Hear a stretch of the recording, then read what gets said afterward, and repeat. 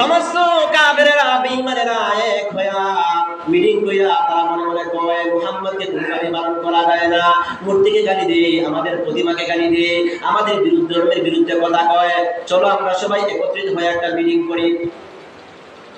সবাই মিটিং করে আল্লাহর পয়গম্বর বিশ্বনবী রাহমাতাল লিল আলামিনের কাছে গিয়া কয়, ও মুহাম্মদ, তুমি ওই যে তোমার বাবার ঘরে, তোমার বাবা জন্মগ্রহণ করেছে তোমার দাদার কাছ থেকে, তোমার দাদা জন্মগ্রহণ করেছে তোমার পরদাদার কাছ থেকে, তোমার পরদাদা জন্মগ্রহণ করেছে তার আগের দাদার কাছ থেকে, আর এই দাদা জন্মগ্রহণ করেছে আগের দাদার কাছ থেকে।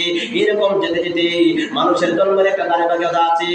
আদম আলাইহিস সালাতু ওয়াস সালাম পর্যন্ত মানুষের পরিচয় বর্ণনা করা হয়েছে।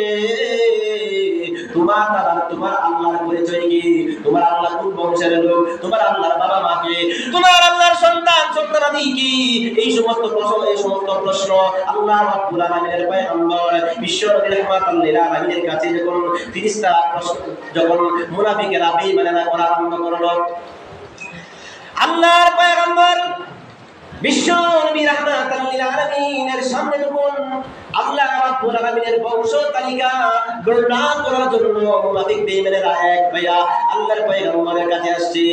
আল্লাহর পয়গম্বর জিবরাইল আলাইহিস সালাম আল্লাহ রাব্বুল আলামিন পাঠায় দিলেন, রায় জিবরাইল আমার বন্ধুর কাছে আমার বংশের তালিকাটা দিয়ে আসো, আমার পরিচয়টা দিয়ে আসো, আমার আইডি কার্ডটা দিয়ে আসো, আমার ডকুমেন্টটা দিয়ে আসো, আমি কেমন, আমি কোথায় থাকি, আমার কি পরিচয়, আমার সমস্ত ডকুমেন্টটা জিবরাইল তুমি দিয়ে আসো মুহাম্মাদের কাছে। জিবরাইল আলাইহিস সালাম আল্লাহর আইডি কার্ড নিয়া জিবরাইল আলাইহিস সালাম মুহাম্মদ সাল্লাল্লাহু আলাইহি ওয়াসাল্লামের কাছে কয়, ও মুহাম্মদ, চিন্তার কোনো কারণ নাই, টেনশনের কোনো কারণ নাই, আল্লাহ রাব্বুল আলামিন আল্লাহর আইডি কার্ড দিয়া আপনাকে আমাকে আপনার কাছে প্রেরণ করা হয়েছে।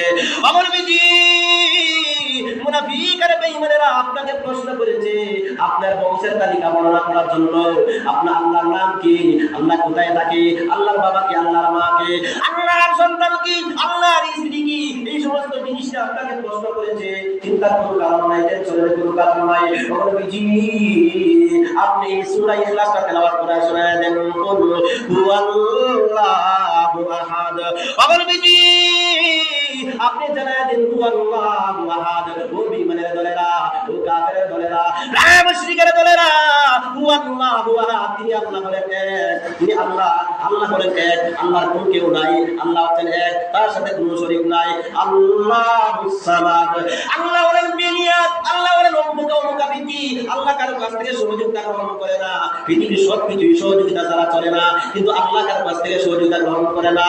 আল্লাহুস সামাদ। বেঈমানের দলেরা তোমরা তো প্রশ্ন করেছো যে আল্লাহর সন্তানকে, আল্লাহর পিতাকে, আল্লাহর মাতাকে, এই সমস্ত জিনিস নিয়ে তোমরা প্রশ্ন করেছো। লাম ইয়ালিদ ওয়া লাম ইউলাদ। এই বেঈমানের দলেরা, মুশরিকের দলেরা, লাম ইয়ালিদ ওয়া লাম ইউলাদ, আমার আল্লাহ কারো কাছ থেকে জন্মগ্রহণ করেনি, আমার আল্লাহ কাউকে জন্ম দেয় নাই, আমার আল্লাহর কোনো পিতা নাই, আমার আল্লাহর কোনো মাতা নাই, আমার আল্লাহর কোনো সন্তান নাই, আমার আল্লাহর কোনো স্ত্রী নাই, আমার আল্লাহর কোনো সন্তানাদি নাই। লাম ইয়ালিদ ওয়া লাম ইউলাদ। এই বেঈমানের দলেরা, ওয়া লাম ইয়াকুল লাহু কুফুয়ান আহাদ, এবং আমার আল্লাহর সমকক্ষ, আমার আল্লাহর সমতুল্য পৃথিবীর কোনো জিনিস নাই। এই বেঈমানের দলেরা তোমরা আল্লাহ মনে করো মানুষের যে বংশের তালিকা আছে, মানুষ জন্মগ্রহণ করেছে বাবার কাছ থেকে, বাবা জন্মগ্রহণ করেছে দাদার কাছ থেকে, দাদা জন্মগ্রহণ করেছে পরদাদার কাছ থেকে, পরদাদা জন্মগ্রহণ করেছে লাখ করে দাদার কাছ থেকে, লাখ করে দাদা জন্মগ্রহণ করেছে হাত করে দাদার কাছ থেকে। এরকম জন্মগ্রহণ করতে করতে আদম আলাইহিস সালাম পর্যন্ত মানুষের বংশের যে তালিকা যে তোমরা প্রকাশ করতে চাও, যে মানুষের যেরকম বংশের তালিকা আছে এরকম আল্লাহর বংশের তালিকা, আল্লাহর আইডি কার্ড, আল্লাহর ডকুমেন্ট, আল্লাহর পরিচয় তোমরা জানতে চাও, তাহলে এই সূরাটাকে তেলাওয়াত করো। যাদের ঈমানের বিষয়ে কলম পয়দা হয়েছে তোমরা এই সূরাটাকে তেলাওয়াত করো। এই সূরার ভিতরে তামাম কোরআনের ভিতরে তিনটা বিষয় আলোচনা হয়েছে। সমস্ত 30 পারা কোরআনের ভিতরে তিনটা বিষয় আলোচনা হয়েছে। একটা বিষয় হলো তার মধ্যে থেকে তাওহীদ, আল্লাহর একত্ববাদ সম্পর্কে, আর এই একত্ববাদের যা কিছু আছে এর অধিকাংশ বিষয়ই সূরার প্রথম থেকে নিয়ে শেষ পর্যন্ত শুধু আল্লাহর পরিচয়, আল্লাহর ডকুমেন্ট এবং আল্লাহ কি করেন, আল্লাহর কি আছে না আছে সবকিছুর প্রমাণ আমার আল্লাহ এই সূরার ভিতরে পরিচয়টা আমার আল্লাহ দিয়েছেন। এই জন্য এই সূরার ফজিলত বয়ান করে বলেন আম্মা জান সম্ভবত হযরত আয়েশা সিদ্দিকা রাদিয়াল্লাহু তাআলা আনহা বলেন, রে মুসলমান ভাইরা আমার, আল্লাহ রাব্বুল আলামিন পবিত্র কোরআনুল কারীমের 30টি পারাকে নাযিল করেছেন, 114টি সূরা আল্লাহ রাব্বুল আলামিন নাযিল করেছেন। কিন্তু 30টি পারার ভিতরে 114টি সূরার ভিতরে এমন একটি সূরা আল্লাহ রাব্বুল আলামিন দিয়েছেন। হাদিসের কিতাবের মধ্যে বলা হয়েছে, যদি কোনো মুমিন মুসলমান একবার সূরা ইখলাসকে শুদ্ধ করে সুন্দরভাবে তিলাওয়াত করে, আল্লাহ রাব্বুল আলামিন খুশি হইয়া তার আমলনামার ভিতরে 10 পারা কোরআন শরীফ তিলাওয়াত করার সব আল্লাহ রাব্বুল আলামিন দান করেন। এখন যদি কোনো ব্যক্তি জয়বার কোরআন শরীফ তেলাওয়াত করবে, 3 বার যদি কোরআন তেলাওয়াত করে, 3 বার যদি সূরাটা তেলাওয়াত করে, তাহলে এক খতম কোরআন তেলাওয়াত করলে পরে যে পরিমাণ সওয়াব আল্লাহ রাব্বুল আলামিন খুশি হইয়া তার আমলনামায় সেই পরিমাণ সওয়াব দান করেন। এই কারণে যারা পীর মুর্শিদ আছেন, হক্কানি পীর যারা আছেন, এরা দেখবেন আমলের ভিতরে সূরা কুল হুয়াল্লাহকে ঢুকায়। কেন? এই কুল হুয়াল্লাহ সূরা যে তিলাওয়াত করবে, সবসময় তিলাওয়াত করবে, কুল হুয়াল্লাহ সূরা তিলাওয়াত করলে অর্থসহ এবং অর্থ ছাড়া যেভাবেই তিলাওয়াত করুক, তাওহীদের নূর আর একত্ববাদের নূর তার কলবের ভিতর থাকবে। শয়তান কোনো সময় তাকে ধোঁকা দিতে পারবে না। শয়তান কিভাবে ধোঁকা দেয়? শয়তান মানুষের ঈমান হরণ করার জন্য ধোঁকা দেয় এইভাবে যে তুমি জন্মগ্রহণ করেছো তোমার বাবার কাছ থেকে, তোমার বাবা জন্মগ্রহণ করেছেন তোমার দাদার কাছ থেকে, তোমার দাদাও জন্মগ্রহণ করেছেন তোমার পরদাদার কাছ থেকে। এইভাবে তো বংশের একটা ধারাবাহিকতা আছে। তাহলে তুমি যে আল্লাহকে সিজদা করো, যে আল্লাহর ইবাদত করো, সে আল্লাহ কোথা থেকে আসে? বাড়ি কোথায়? কি করে? আল্লাহ কেমন? আল্লাহর আকৃতি কেমন? আল্লাহ কোথায় থাকে? আল্লাহ কি করে? আল্লাহ কি না করে? এই সমস্ত জিনিস মানুষের মনের মধ্যে ঢুকায়। তো রাসূল হাদিসের ভিতরে বলেন, এই দুনিয়ার মানুষেরা তোমরা চিন্তা ভাবনা করো, তাফাক্কারু ফি খালকিল্লাহ।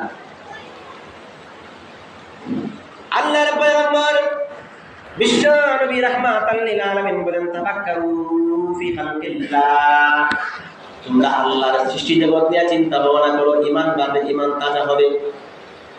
আল্লাহর সৃষ্টি জগৎ নিয়ে তোমরা সবাই চিন্তা ভাবনা করো, তাহলে তোমাদের ঈমান তাজা হবে। ওয়ালা তাতাফাক্কারু ফিল্লাহ, কিন্তু আল্লাহকে নিয়ে তোমরা কোনো চিন্তা ভাবনা করো না। কারণ আমার আল্লাহ রাব্বুল আলামিনের অস্তিত্ব 7 আসমান এবং 7 জমিন থেকে অনেক বড়, অনেক উঠা। কিন্তু আমাদেরকে আল্লাহ রাব্বুল আলামিন যে ব্রেন দান করেছেন, সেই ব্রেনটা হলো সুইয়ের ভিতরে, সুইয়ের মাথার মধ্যে যে একটা ছিদ্র থাকে, সেই ছিদ্রের পরিমাণ হলো আমাদের ব্রেন। আল্লাহর অস্তিত্ব হলো 7 আসমান আর 7 জমিন এর থেকে আরো বেশি। এজন্য সামান্য একটা 4 পেলার মধ্যে যদি একটা পুকুরের পানি আটার চিন্তা ভাবনা করি, মানুষ পাগল ছাড়া কিছু বলবে না। বিশাল একটা পুকুর আমাদের সামনে আছে, এই পুকুরের সমস্ত পানিকে যদি আমরা 4 পেয়ালার মধ্যে ঢুকে দিতাম চাই, তাইলে আমাদের কাছে বোকা মনে হবে, মানুষ বলবে পাগল। ঠিক তদ্রুপভাবে আল্লাহর অস্তিত্ব সম্পর্কে চিন্তা আমরা কিভাবে করব? আল্লাহ রাব্বুল আলামিনের অস্তিত্ব হচ্ছে 7 আসমান 7 জমিন, যা কিছু আছে সব থেকে আল্লাহর অস্তিত্ব অনেক মাহাত্ম্য মর্যাদা। আর আমাদের ব্রেইনটা, আমাদের যে চিন্তা এবং চেতনাটা সুইয়ের ভিতরে যে ছিদ্র আছে, সেই ছিদ্র থেকে আর ছোট। এই কারণে এই ছোট একটা জিনিস দেওয়া, এত বড় একটা জিনিসের কি করতে পারবো না, আমরা চিন্তার ভাবনা করতে পারবো না। কিন্তু বর্তমান যুগে আপনার মুসলমানের ঈমানকে ধ্বংস করার জন্য এই সমস্ত জিনিসের মাধ্যমে মানুষের ঈমান কিভাবে হরণ করা যায়, আপনার বিভিন্ন দল তারা বের হয়ে গেছে। আমরা তো মনে করেন যারা তাবলিগে যাই, এক জামাত আছে, তাবলিগের জামাতেরা শুধু আমলের দাওয়াত দেয়। আমরা কি করি ভাই? যারা তাবলিগি জামাতে আমরা যাই, আমরা যারা নামাজ পড়ে না তাদেরকে নামাজের জন্য উদ্বুদ্ধ করি, যারা রোজা রাখে না রোজার ফজিলত তাদেরকে বোঝাই, যাদের বউ পর্দায় চলে না তাদের বউকে পর্দা করার জন্য বলি, যার সূরা হয় না তার সূরাগুলো শিক্ষা দেয়, যার নামাজ হয় না নামাজগুলো শিক্ষা দেয়, যার ওযু হয় না ওযুগুলো শিক্ষা দেয়, যার গোসল হয় না গোসলগুলো শিক্ষা দেয়, যার ইসলামী নিয়ম তান্ত্রিক কিছু জিনিসগুলো আছে এগুলো আমরা শিক্ষা দিই। আমরা তো অনেক পিছিয়ে আছি, কিন্তু কিন্তু খ্রিস্টান ইহুদি বেঈমানেরা কি করতেছে, ডাইরেক্ট আমাদের ধর্ম থেকে মানুষদেরকে অন্য ধর্মে নেওয়ার জন্য চেষ্টা করতেছে। এই জন্য ঈমান কিভাবে থাকে সেই চিন্তা প্রত্যেকেরই করতে হবে। কারণ আমার উপর যখন যাকাত ফরজ হয়ে গেল, যাকাতের মাসআলা মাসাইল জানা আমার জন্য ফরজ। যখন আমার উপর হজ ফরজ হয়ে গেল, হজের মাসআলা মাসাইল জানা আমার জন্য ওয়াজিব হয়ে গেল। আমি যখন বিবাহ শাদী করলাম, বিবাহ শাদী আরেকটা সাবজেক্ট কথার বাকি আসলো। বর্তমানে কত হাজার মানুষের বউদের তালাক আছে তা আল্লাহই ভালো জানে। এই তালিকাটা শয়তানের কাছে আছে মনে হয়। কারণ শয়তানে কি করে, স্বামী এবং স্ত্রী ভালোভাবে চলাফেরা করে, স্বামী এবং স্ত্রীর মধ্যে দ্বন্দ্ব লাগাইয়া তালাক দেওয়াইয়া তারপরে স্ত্রীর কানে কানে কয়ে দেবে সাবধান মানুষের কাছে কইস না, স্বামীর কানে কানে কয়ে দেবো সাবধান মানুষের কাছে কইস না। তো সারা জীবন একসাথে সংসার করতেছে, জিনার কারখানা খুলে গেছে, সমাজের মধ্যে বিপদ আর আপদ অসংখ্য মুসিবত শুয়ে আপনার তসবির দানার মধ্যে একটা আসতেছে।